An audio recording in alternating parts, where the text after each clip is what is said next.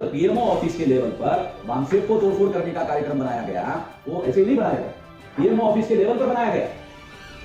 12 state के लोगों ने मुझे अभी तक बताया कि आईजी के लोगों ने हमको टेलीफोन कर पूछा, वो मानसिक में जो मनसूख हो तो वो तोड़फोड़ करने वाले लोगों का कितना प्रभाव पड़ रहा है, कुछ पड़ रहा है क्या? वो आईबी का आदमी 12 स्टेट के लोगों को टेलीफोन करके पूछा, ज्यादा स्टेट के लोगों को पूछा होगा, मगर 12 स्टेट के लोगों ने मुझे बताया, ज्यादा स्टेट के लोगों को पूछा होगा, उन्होंने मुझे टेलीफोन पर बताया कि वो आईबी का टेलीफोन आया। क्या पूछा? एक नहीं सवाल हर जगह पूछा।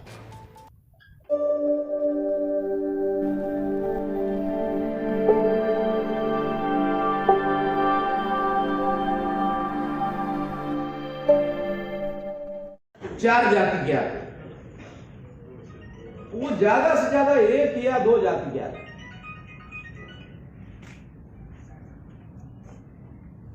तो जो लोग जगाने का काम कर रहे हैं, जोड़ने का काम कर रहे हैं, संगठित शक्ति का निर्माण करने का काम कर रहे हैं, वो सफल नहीं हो सकता।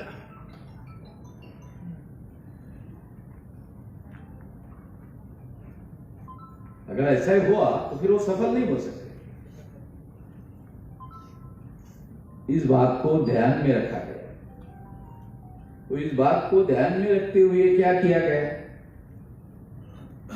कि शेड्यूल कास्ट के सोशल नेटवर्किंग के अंतर्गत एक नई स्ट्रेटेजी बनाई गई है, जगाकर जोड़ने की, जोड़कर शक्ति का निर्माण करने की, संगठित शक्ति का निर्माण करने की जो स्ट्रेटेजी प्लान की गई है, उसके तहत शेड्यूल कास्ट के 3 संगठन बनाने का निर्णय किया है। शेड्यूल कास्ट के ही 3 संगठन।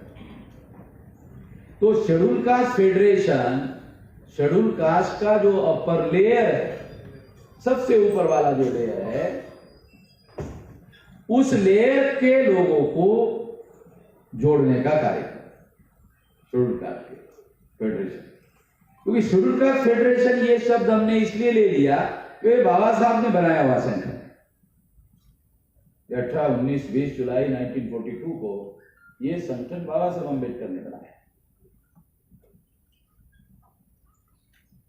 रिपब्लिकन पार्टी बनाने के पहले तक जो पॉलिटिकल एक्टिविटी बाबा साहब अम्बेडकर भारत में करते थे, वो सारी की सारी एक्टिविटी इसी संगठन के नाम पर करते थे। जो अंग्रेजों को मेमोरेंडम देते थे, वो सारे मेमोरेंडम जो डॉक्यूमेंट अवेलेबल है, उसके आधार पर मैं आपको बता रहा हूं, शेड्यूल कास्ट फेडरेशन के नाम पर ही देते थे।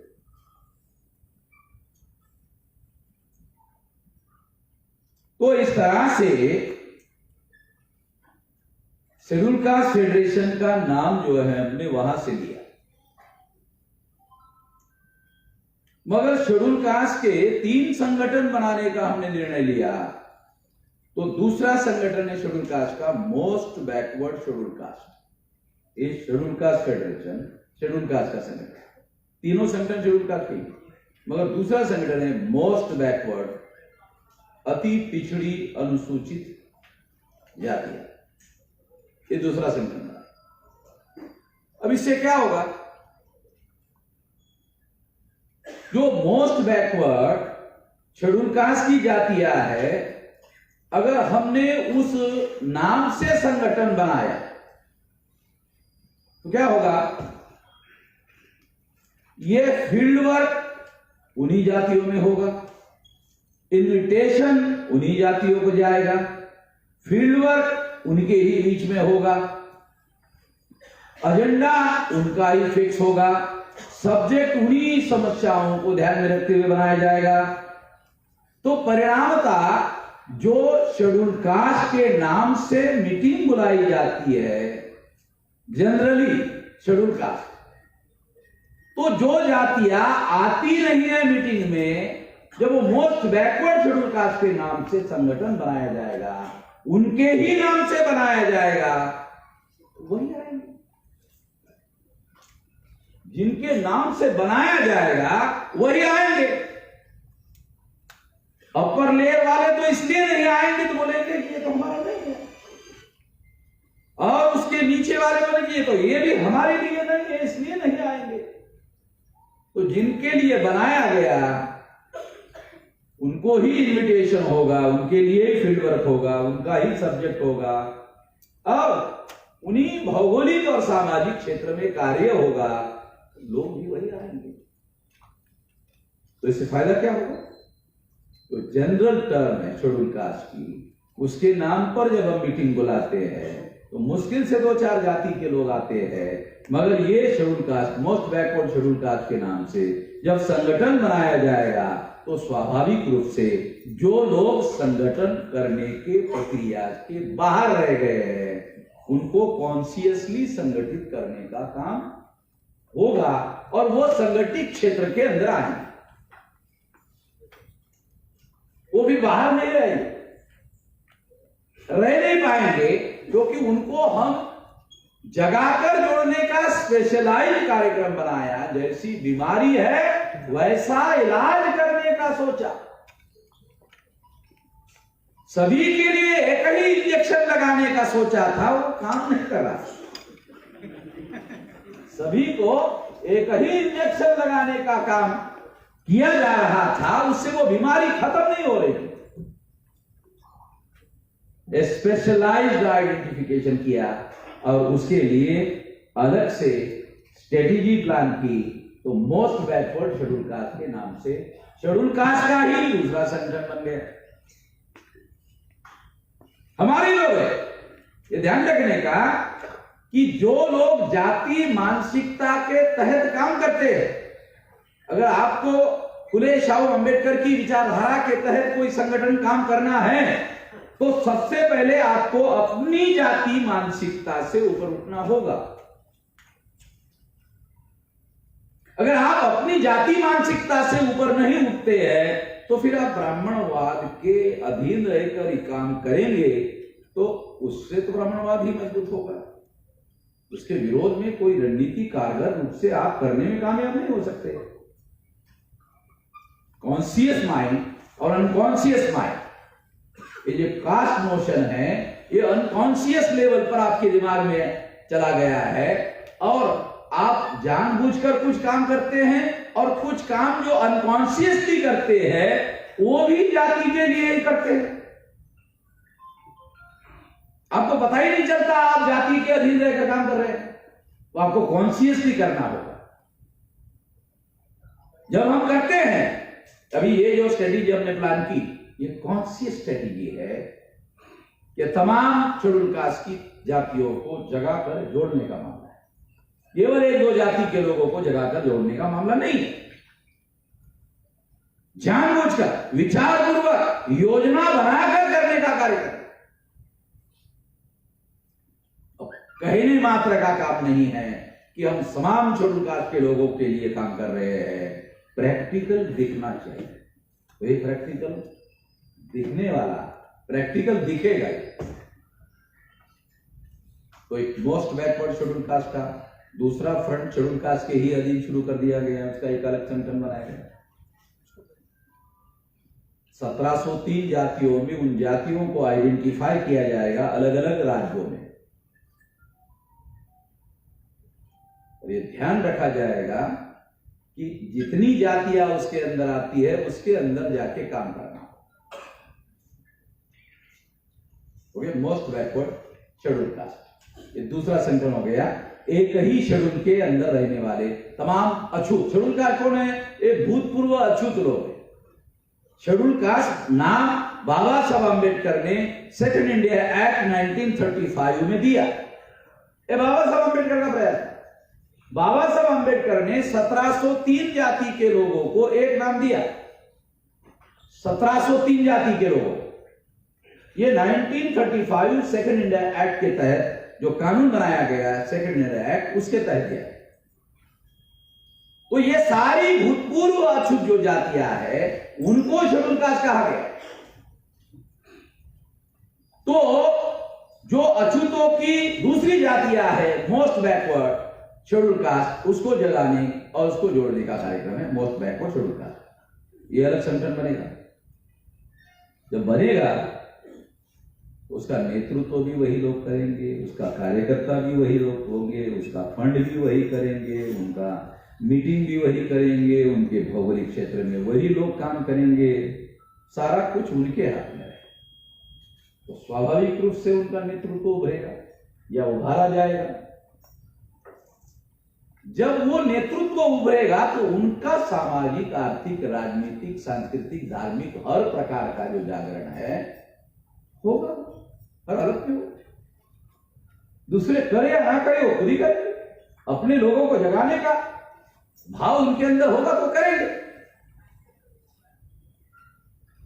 और जब ऐसा होगा तो फिर वो जो शेड्यूल कास्ट का जो व्यापक परिप्रेक्ष्य है उसके दायरे में इकट्ठा होंगे। तो ये इकट्ठा करने का कार्यक्रम है। मोस्ट बैकवर्ड शेड्यूल कास्ट का अलग संगठन बनाने का मतलब शेड्यूल कास्ट को विभाजित करने का कार्यक्रम नहीं है। ये काम करते वक्त ध्यान रखने का, इसकी कार्य प्रणाली इसका विभाजन करने के लिए नहीं बनाई गई, इसके बीच में दीवार खड़ी करने के लिए नहीं बनाई गई है। एक समस्या पैदा हो गई, उस समस्या का समाधान करने के लिए किया गया। कुछ ही जाति के लोग जागृत हो गए और कुछ ही जाति के लोगों को संवैधानिक अधिकारों का फायदा हुआ, तमाम लोगों को फायदा नहीं हुआ। इसका एक और निगेटिव पहलू है। और निगेटिव पहलू क्या है? ब्राह्मण लोग क्या कहते हैं, देखो ये सारा जो संविधान का अधिकार है ये एक जाति के, दो जाति के लोगों ने ले लिया। ऐसा वो जाकर उसके अंदर प्रचार करते हैं और उनको उनके खिलाफ भड़काकर उनका इस्तेमाल करते हैं। तो शेड्यूल कास्ट के जो एडवांस लोग हैं, जो आगे बढ़े हुए लोग हैं, जिन्होंने प्रगति की है, उनको समझना चाहिए ये तो राजनीतिक मसला भी बन रहा है। ये तो आपस में टकराव पैदा करने का भी मामला हो रहा है। इसका समाधान दूसरे लोग करने वाले नहीं है। जो दुश्मनी करने वाले हजारों सालों से लोग हैं, जिन्होंने अछूत को पैदा किया, जिन्होंने अस्पृश्यता को पैदा किया, वो उनका कल्याण करने वाले नहीं हैं। वो उनको भड़काकर अपने राजनीति के लिए इस्तेमाल करने वाले लोग हैं और कुछ नहीं करने वाले। हमारे तो भाई लोग हैं, हमारे तो लोग हैं ना, हमारी तो समस्या है। हमको तो अपनी समस्या का समाधान करना होगा। इस बात को ध्यान में रखते हुए ये काम की कार्यप्रणाली निर्धारित की गई। तीसरा संगठन है शेड्यूल कास्ट का ही, वो है एक्सट्रीम बैकवर्ड शेड्यूल कास्ट। तो नाम schedule caste, most backward schedule caste, तीसरा है एक्सट्रीम बैकवर्ड शेड्यूल कास्ट। अब ये एक्सट्रीम बैकवर्ड शेड्यूल कास्ट कौन है? इसमें दो प्रकार की जातियां हैं। एक तो किसी तहसील में है, 2, 4, 5 घर है, या किसी जिले में है, इनसिग्निफिकेंट संख्या है, जिस संख्या का ग्राम पंचायत में सदस्य चुनने के लिए भी कोई फायदा होने वाला नहीं है। तो राजनीतिक लोग उनके तरफ इसलिए ध्यान नहीं देते कि इनके वोटों से कौन सरपंच चुनकर आने वाला। सरपंच तो बहुत दूर की बात है, पंच चुनकर आने वाला नहीं है। तो इनके तरफ ध्यान देने की क्या जरूरत है? तो राजनीतिक दृष्टि से दूसरे लोग ऐसा सोचेंगे, मगर ये तो हमारी गुलामी की जो समस्या है उससे रिलेटेड मामला है। हमें तो दूसरे तरीके से सोचना होगा। अगर तमाम अछूत जाति के लोगों को जागृत करके इकट्ठा करने का काम नहीं किया, संगठित शक्ति निर्माण करने का काम नहीं किया, तो फिर ये जिस ब्राह्मणवादी व्यवस्था से हम लोग पीड़ित है, गुलाम बनाए हुए हैं, उससे आजादी कैसे हासिल होगी? नहीं होगी। हमको इस दृष्टि से सोचना है और एक एक आदमी हमारे लिए महत्वपूर्ण है। एक तो ये एस्पेक्ट ये है कि कहीं कहीं तहसीलों में दिखाई दे रहे हैं, कहीं कहीं जिले में दिखाई दे रही है कुछ जातियां, कहीं कमिश्नरी में होगी, कहीं कहीं जातियां कमिश्नरी में है। सारे महाराष्ट्र में मान लो 6-7 कमिश्नरी है, एक कमिश्नरी में है, बाकी सारे महाराष्ट्र में कहीं पर भी नहीं है। एक तो ये एस्पेक्ट है एक्सट्रीम बैकवर्ड शेड्यूल कास्ट का। दूसरा एस्पेक्ट क्या है?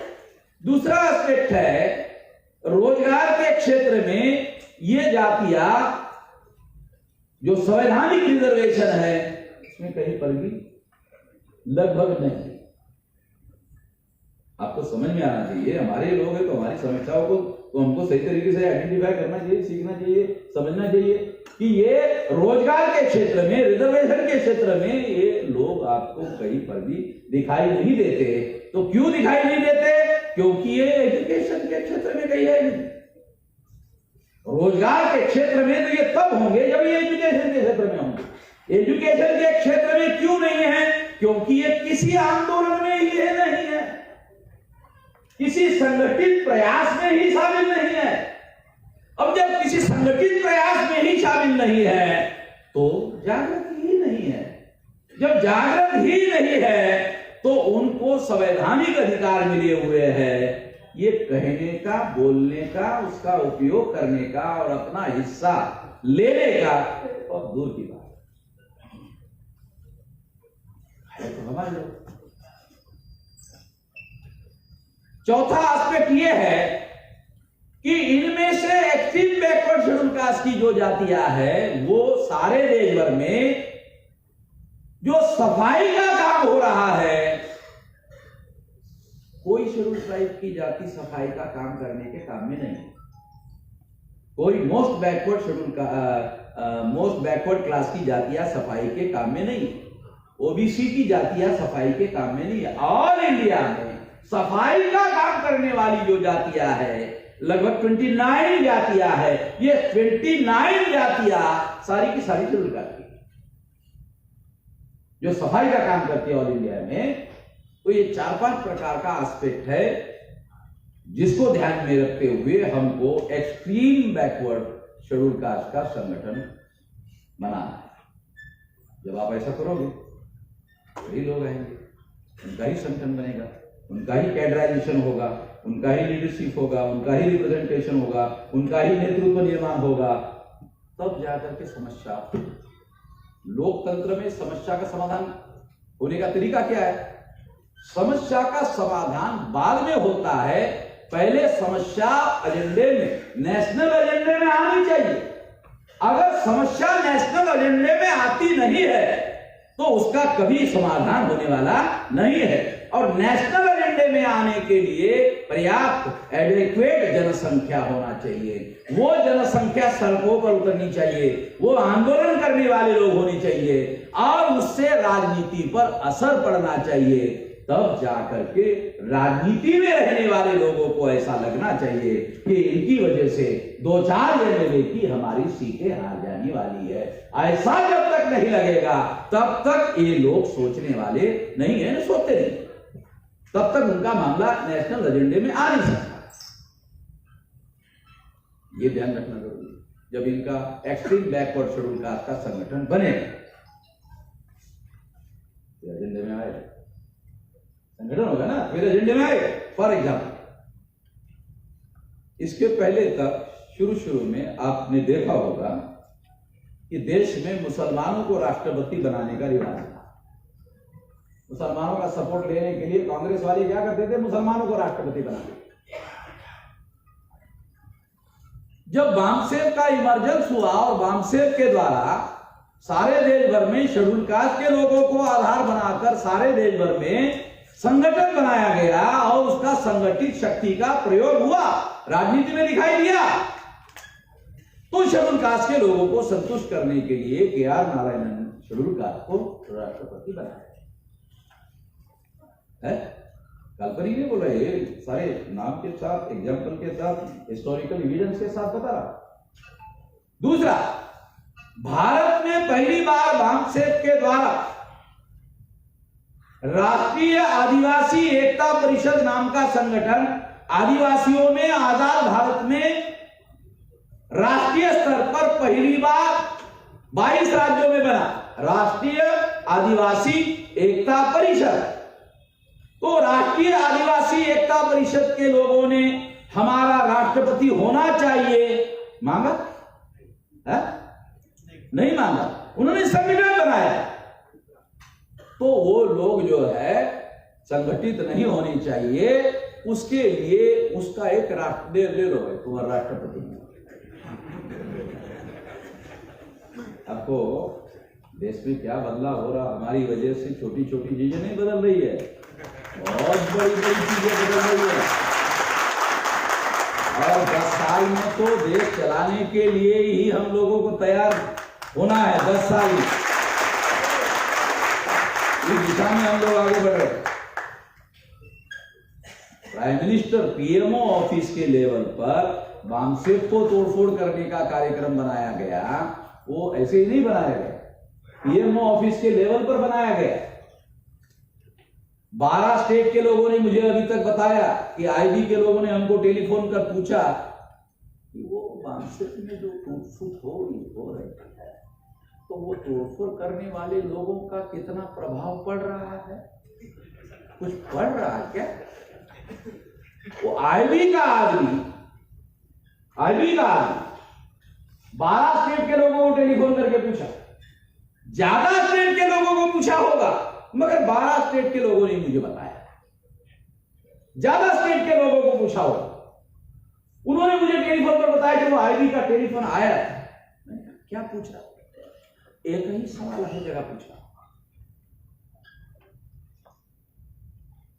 तो जो आईबी है ये बॉम्बे में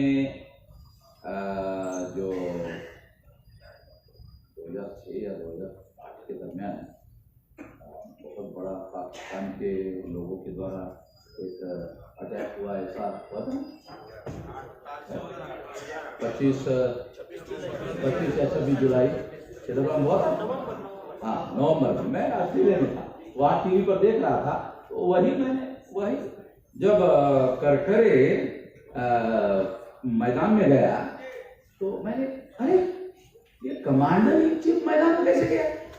जो कमांडर होता है वो कमांड करता है, फौज को मैदान में भेजता है, ये गया कैसे? तो थोड़ी देर के बाद खबर आई मारा गया, तो मारने के लिए भेजा। अभी मेरे पास किताब आई मुशर्रफ साहब की कि आईबी ने करकरे को मारने का प्लान बनाया। आईबी के बारे में बता रहा हूं आपको, आईबी को बता रहा हूं। तो महाराष्ट्र पुलिस का स्टेट लेवल का आईपीएस ऑफिसर, ये आईजी लेवल का, उसने किताब लिखा कि आईबी ने प्लान बनाकर करकरे को मारा। क्यों मारा?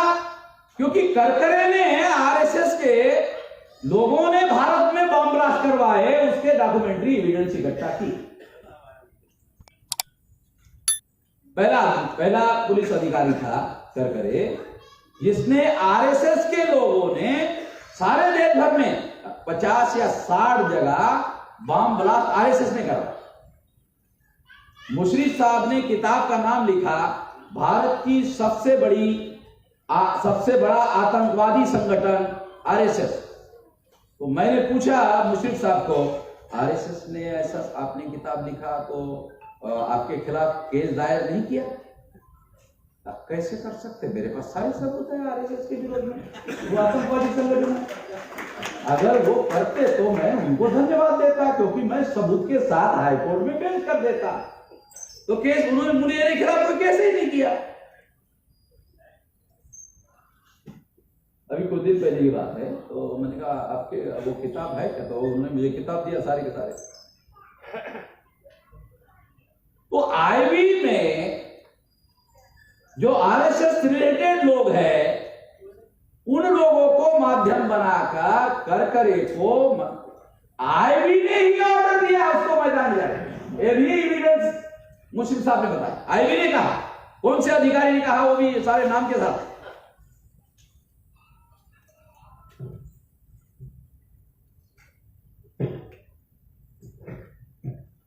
हॉस्पिटल की जो महिलाएं थी, हॉस्पिटल की जो नर्सेस थी, वो हथियार रखने वाले जो लोग थे वो मराठी में बात कर रहे थे। उसने अरे ये मराठी बोल रहे, अखबार में तो टीवी में तो पाकिस्तान के बोल रहे, ये सारे पाकिस्तान के मराठी लोग कब से हैं? तो उनको नर्सेस को सवाल पता होता है कि ये मराठी कैसे बोल रहे, तो भी रिकॉर्ड में। तो वो जब उनको पता चला कि वो मुशर्रफ को गोली मारी गई है, करकरे को गोली मारी गई है, तो ऊपर वाले अधिकारी ने उनको बोला वो बुलेट प्रूफ जैकेट में था, वो मरा नहीं होगा, तुम जाके देखो, नहीं तो वो जिंदा रहेगा। गड़बड़ है, तुम बोले गोली मार दिया, ऐसा ही कह रहे हो, मरा कि नहीं मरा जाके देखो। तो वो अधिकारी गया, मरा नहीं। तो उसने, क्योंकि ये जैकेट यहाँ है, इधर है, ऐसा इधर, यहां मारा उसने 10-12 के लिए। वो पुलिस वाले ने जिसको उसको भेजा देखने के लिए कि मरा कि नहीं मरा देखो, दूसरी जगह मना नहीं, तो उसने यहां उसको बोल दिया। उसके बाद तो ये आईबी का रेफरेंस है, इसलिए बता रहा। आईबी के लोगों को पीएमओ के लेवल पर लगाया गया कि ये बांग्सेप को तोड़ो।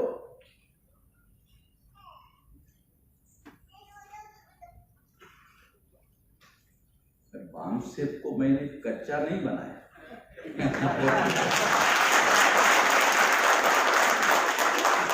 एक भी बांग्सेप के आदमी को तोड़ नहीं पाए।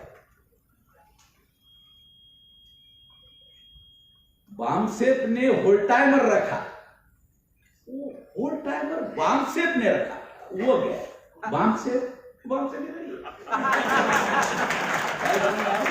बात समझ लो, दो बातों को फर्क माइक्रो है, ये बहुत लोगों को समझ नहीं आता है। संगठन का मैकेनिज्म हमने डेवलप किया है। वो होल टाइमर बांग्सेप का वो एम्प्लॉय नहीं है, उसके जाने से कोई चंदे में फर्क नहीं पड़ता 10 रुपए का, कुछ फर्क ही नहीं पड़ता। सारे देश भर में मेरे कार्यक्रम जैसे चलते थे वैसे ही चल रहे, सारे देश भर में लोग मुझे फंड दे रहे वैसे ही फंड दे रहे। सारे देश भर में कहीं कहीं जगह जो देखिए हम 2 एकड़ जमीन देना चाहते हैं वो भी दे रहे, दान बहुत सारा लोग कर रहे हैं, जमीन दे रहे हैं और दुनिया भरी की बातें कर रहे हैं, घर दे रहे हैं। तो वो सारा पहले करते थे, अभी भी कर रहे हैं। जैसे हमारा काम चलता था वैसे ही चल रहा है। मगर मैं आईबी के रेफरेंस में आपको बताना चाहता हूं कि आईबी को लगाना, पीएमओ ऑफिस से बांग्सेप को तोड़फोड़ करने के काम के लिए आईबी को लगाना पड़ा, तो कोई वजह होगी ना। वजह है, क्या वजह है? वजह यह है कि आरएसएस के लोग सोचते सरकार हमारी, प्रधानमंत्री हमारा, कई राज्यों के 17 राज्यों के मुख्यमंत्री हमारे, बाकी राज्यों के विरोधी पार्टी के नेता हमारे, और 1,500 से ज्यादा एमएलए हमारे, ये सारा अब हमारा है। मगर भारत बंद मामले में शामिल है,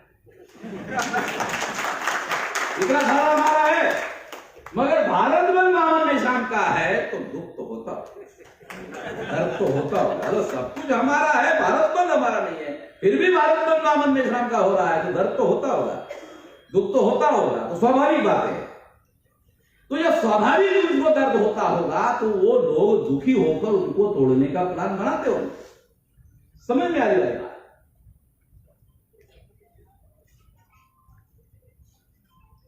तो इसलिए मैं ये बात आपको समझा रहा हूं, क्योंकि हम लोग बहुत बारीकी से संगठन बनाने का काम कर रहे हैं। जैसे अभी आपको मैंने संगठन बनाने की बातें बताया कि अब हम जनरल वे में संगठन नहीं, अभी विस्तार कर रहे हैं। 1703 जाति के लोग हमारे साथ जुड़ने चाहिए शेड्यूल कास्ट के। बाबा साहब अंबेडकर ने जब शेड्यूल कास्ट फेडरेशन नाम का संगठन बनाया और संगठन चलाया, संगठन का विकास किया, देश भर में संगठन बनाया, तब उस समय क्या कहा जाता था मालूम? ये बाबा साहब अंबेडकर का ये जो संगठन है उसको बोलते थे कि ये भारत के राजनीति की तीसरी शक्ति है, केवल शेड्यूल कास्ट के लोगों के द्वारा संगठन बनाने के आधार पर। तो हम लोग आपको बात समझा रहे हैं कि ये जो सोशल नेटवर्किंग का कार्यक्रम हमने बनाया उसमें शेड्यूल कास्ट के 3 संगठन हम लोग बनाए, ताकि तमाम प्रकार की जो जातियां शेड्यूल कास्ट की है, 1703 जातियां है और महाराष्ट्र में 66 जातियां है, वो सारे जाति के लोगों को हम संपर्क करें, उनको जगाए, उनको जोड़ो और उनको जो अधिकार है उसके बारे में उनको संवैधानिक अधिकार, उनके फैसिलिटीज उनको हासिल हो, इसके लिए हम लोगों को मदद करनी चाहिए। और इस तरह से संगठित प्रयास करने का एक उदाहरण मैंने आपको बताया। उसी तरह से शेड्यूल ट्राइब, शेड्यूल ट्राइब में एक ट्राइब है गोंड। भारत में गोंड जो है शासक वर्ग रहा है। भारत में जो ट्राइब है, ट्राइब में सारे देश भर में बड़े पैमाने पर गोंड ट्राइब का राज रहा है। सोलंकी जी, आपके मध्य प्रदेश में तो रिकॉर्डेड बातें हैं। गोंडवाना गणतंत्र पार्टी भी है। मतलब गोंडों का राज भी था, उनके राजा थे। महारानी दुर्गावती जबलपुर की, हाँ, वो गोंडी थी वो। तो ये बात हम लोगों को समझना होगा। तो इसी तरह से सारे देश भर में आदिवासी ऐसे भी है। अगर आप छत्तीसगढ़ में बस्तर इलाके में जाओ तो आप देखकर हैरान हो जाओगे, आपको लगेगा ये प्रिमिटिव स्टेज में लोग रहे हैं। मैं कुछ शब्दों का प्रयोग नहीं कर पा रहा हूं, कर नहीं सकता। इस तरह से वो प्रिमिटिव स्टेज में छत्तीसगढ़ के बस्तर इलाके में आदिवासी लोग जो है वो आज भी निवास करते हैं। आजादी को 75 साल का समय हो गया है। सरकार चाहे तो उनके तरफ बहुत विशेष ध्यान देकर विशेष कार्यक्रम बना सकती थी, मगर ऐसा कुछ नहीं किया। तो अगर आदिवासियों को जगाना जोड़ना है तो आदिवासियों में भी 2 संगठन बनाने पड़ेंगे। एक आदिवासी का संगठन, एक मोस्ट बैकवर्ड शेड्यूल ट्राइब का संगठन बनाना पड़ेगा। और हर एक को उस हिसाब से एक जागृत आदिवासी लोग है और एक जिन्होंने रेलवे भी नहीं देखी, रेल ही नहीं देखा। अब 32 बस्तर एरिया में कोई रेलवे है ही नहीं, तो उन्होंने कभी रेलवे देखा ही नहीं। तो ऐसी भी स्थिति है। और अगर ऐसा है तो हम लोगों को उस बात को ध्यान में रखते हुए संगठन बनाना चाहिए। तब तो जाकर के हम बस्तर में काम करेंगे ना, तब जाकर के हम लोग वहां इकट्ठा हो लोगों को करने में कामयाब होंगे। तब उनको भी लगेगा कि हमारी कोई सुध लेने वाला है, हमारी कोई आवाज उठाने वाला है, हमारी बात कोई करने वाला है। ऐसा लगेगा ना उनको, ऐसा लगना चाहिए ना। ये शेड्यूल ट्राइब के संदर्भ में आपको बताता हूं। फिर उसके बाद में है ओबीसी में जो मंडल कमीशन में 3743 जातियां है। ये शेड्यूल कास्ट को होमोजीनियस ग्रुप माना जा सकता है क्योंकि सारे अछूत हैं। शेड्यूल ट्राइब को हम कह सकते हैं कि ये सारे के सारे ट्राइब है, तो वो भी होमोजीनियस है। मगर मंडल कमीशन में जो ओबीसी है उसमें 4 प्रकार के सामाजिक समूह शामिल किए गए।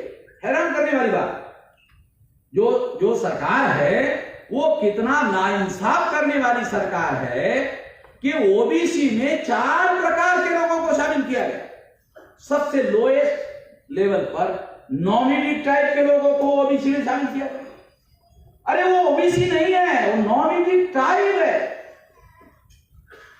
जो नॉमिनेटेड ट्राइब है वो ओबीसी कैसे हो सकता? ट्राइब का पार्ट हो सकता है।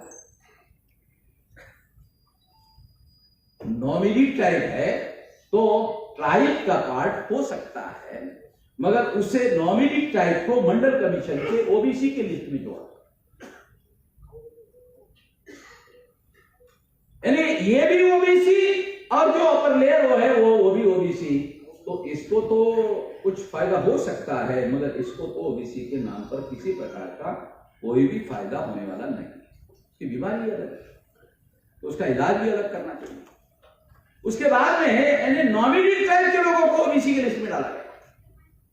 ये तो अन्याय करने का तरीका है, ये न्याय करने का तरीका नहीं। मंडल कमीशन तो न्याय करने के लिए बनाया गया, मगर ये जो जातियों को वहां जोड़ा गया है तो अन्याय करने का तरीका है। न्याय करने के लिए इसका इंडिपेंडेंट संगठन बनाना पड़ेगा, तो हमने इसका एक अलग संगठन बनाया है, एनजीएम, नेशनल नॉमिनेटेड ट्राइब, अलग संगठन बनाया राष्ट्रीय स्तर। हर राज्य में एक नॉमिनेटेड ट्राइब के लोग जो है ये हर राज्य में है, सारे देश के अंदर फैले हुए, संख्या कम होगी मगर है। 2 नॉमिनेटेड ट्राइब के ऊपर है मोस्ट बैकवर्ड। जैसे फॉर एग्जांपल बाल काटने वाली जाती है ओबीसी की है। एक गांव है, वो गांव में 1 या 2 घर, तो पॉलिटिकल सिग्निफिकेंस उसका कुछ है नहीं। तो ऐसी जातियां मोस्ट बैकवर्ड क्लासेस में है, जिसके तरफ कोई ध्यान देने के लिए तैयार नहीं है। तो मोस्ट बैकवर्ड क्लास का राष्ट्रीय स्तर पर संगठन बनाना होगा। बनाने के लिए हमने निर्णय किया। उसके बाद है ओबीसी, ए नॉमिनेटेड ट्राइब, ए एमबीसी, ए ओबीसी। ओबीसी का जिसमें ज्यादातर किसान जातियां होगी। किसान जातियों में भी दो विभाजन किया इन लोगों ने, वो पॉलिटिकल पर्पस के लिए किया। जैसे फॉर एग्जाम्पल महाराष्ट्र का उदाहरण देके आपको बताता हूं, कुणबी ओबीसी में शामिल कर दिया, और कुणबी ही लोगों ने अपने को मराठा लिखा, कहा नहीं तुम ओबीसी नहीं। महाराष्ट्र में जिन कुणबियों ने अपने को मराठा कहा या मराठा लिखा, कहा नहीं तुम ओबीसी नहीं। ओरिजिनल क्या है? कुणबी। ओरिजिनल मराठा नहीं है, मराठा कोई रिकॉर्ड में है नहीं है। हर मराठा का रिकॉर्ड कुणबी का है। आज भी बहुत सारे भी क्यों मराठा क्या करते हैं, ओबीसी के लिए जो रिजर्व जातियां है, रिजर्व सीटें हैं जिला पंचायत में, अगर उसको टिकट नहीं दिया किसी ने तो सर्टिफिकेट जाके ले जाए ओबीसी वहां। फिर ओबीसी वो कुणबी और मराठा वो दोनों में झगड़ा, कुणबी मराठा। वो कहता है मराठा, बोलता सर्टिफिकेट मेरे पास कुणबी का है। वो कुणबी बोलता है नहीं कुणबी नहीं है मराठा। महाराष्ट्र की बता रहा हूं, एग्जाम्पल के लिए बता, ताकि आप लोगों को पता चले ओरिजिनल क्या है। ओरिजिनल कुणबी है। तो जो ओबीसी है उसको भी उन्होंने दो हिस्सों में बांट दिया अपने पॉलिटिकल पर्पस के लिए। ये जो शासक वर्ग है भारत का, ब्राह्मण, उन्होंने ऐसा किया। तो ये ओबीसी के दो टुकड़े हो गए। एग्जाम्पल के लिए महाराष्ट्र का आपको बताया, सारे देश भर में हर राज्य में ऐसे। चौथा क्या है? मंडल कमीशन में चौथा कौन है? एससी एसटी ओबीसी से कन्वर्टेड होके मुसलमान हो गया, ईसाई हो गया, बुद्धिस्ट हो गया, जैन हो गया, लिंगायत हो गया, बुद्धिस्ट हो गया, वो सारा का सारा ओबीसी के। तो इसका मतलब है मंडल कमीशन में 3743 जाति के जो लोग हैं वो 4 सामाजिक समूहों के लोग हैं। एक नॉमिनेटेड ट्राइब, एक एमबीसी है, एक ओबीसी है, और एक एससी एसटी ओबीसी से कन्वर्टेड मुसलमान है, सिख है, ईसाई है, बुद्धिस्ट है, जैन है, लिंगायत। ये हमारे देश में रिकॉर्डेड बातें बता रहा हूं। जिन लोगों को परिवर्तन करना है देश में, तो परिवर्तन करने की चाहत रखने वाले लोगों को कम से कम ज्ञान नहीं तो जानकारी तो होनी चाहिए। जो मैं बता रहा, ये जानकारी है जो बता रहा। जो लोग परिवर्तन करना चाहते हैं, परिवर्तन करने की चाहत रखने वाले लोगों को कम से कम जानकारी होनी चाहिए। ये नहीं कह रहा हूं कि ज्ञान होना चाहिए, ये कह रहा हूं जानकारी होनी चाहिए। ये ज्ञान क्या है? Applicable information is a knowledge. Applicable information is a knowledge. Mayor information is not a knowledge. केवल जानकारी ज्ञान नहीं है, जानकारी का एप्लीकेशन करने का हुनर अगर आप करते हो वो ज्ञान। तो मैं आपको कह रहा हूं कि ज्ञान की छोड़, जानकारी तो रखो कि ये है। तो मंडल कमीशन ओबीसी ये 4 टुकड़ों में बटा हुआ है, 4 सामाजिक समूह है, और एक ही समूह में इकट्ठा किए गए हैं। अगर न्याय करना है, इन लोगों के साथ न्याय करना है, A B C D categorization करना हो, कोई करे या ना करे, हम लोगों को 4 संगठन बनाने चाहिए। जब 4 संगठन बनाओगे तो वो सारे समूह उसके अंदर अधीन इकट्ठा हो जाएंगे। तो उनके ही लोग होंगे, उनके ही कैडर होंगे, उनके ही इशू होंगे, उनके ही मुद्दे होंगे, और उनका ही लीडरशिप होगा, उनका ही रिप्रेजेंटेशन होगा, और संगठन उनका होगा। तो उनके इशू नेशनल एजेंडे में आएंगे। अगर हम लोग विशाल जन आंदोलन निर्माण करने के लिए ज्यादा संख्या में लोगों को मोबिलाइज करना चाहते हैं, तो ये सोशल नेटवर्किंग का संगठन अगर हम नहीं बनाते हैं, तो मैं ऐसा मानता हूं कि फिर मोबिलाइजेशन के लिए आपके पास लोग नहीं रहे, मगर जो सोशल नेटवर्किंग की स्ट्रेटेजी मैं आप लोगों को बता रहा हूं, तो हर संगठन के लोगों को जब आप बता दोगे कि हर जिले में आपको 1,000 लोग आने चाहिए, अगर आपके 10-20 सोशल नेटवर्किंग के संगठन हैं, तो हर संगठन का आदमी अगर 1,000 लोगों को लाएगा, हर जिले में लाएगा, तो 10-20 हजार, 25 हजार, 50 हजार लोग जो है मोबिलाइजेशन में आएंगे। तो ये आंदोलन बहुत बड़े पैमाने पर विशाल आंदोलन, जन आंदोलन में रूपांतरित होगा। ऐसा करना पड़ेगा, तब होगा। इसके लिए ये सोशल नेटवर्किंग का कार्यक्रम बनाया गया है। इसके अंतर्गत शेड्यूल कास्ट फेडरेशन का अधिवेशन जो आज हो, ये सारे देश भर में कर रहे हैं। तो इससे क्या होगा, इससे दूसरे तमाम जाति के लोग जो जागृति के और संगठित क्षेत्र के बाहर है, वो भी हमारी जनशक्ति है, उसको आंदोलन के एरिया में लाना होगा। और ये लाने के लिए ये सारा प्रयास है, ऐसा मैं मानता हूं। अगर हम ऐसा करते हैं तो ये आंदोलन जन आंदोलन में रूपांतरित हो सकता है, अन्यथा हम लोग जन आंदोलन करने में कामयाब नहीं हो सकते हैं। मैं इस मौके पर मैं इतना ही कहना चाहता हूं, क्योंकि 2:30 बजे हम लोगों को ये समाप्त करना था, और मैं यही अपनी बात समाप्त करता हूं।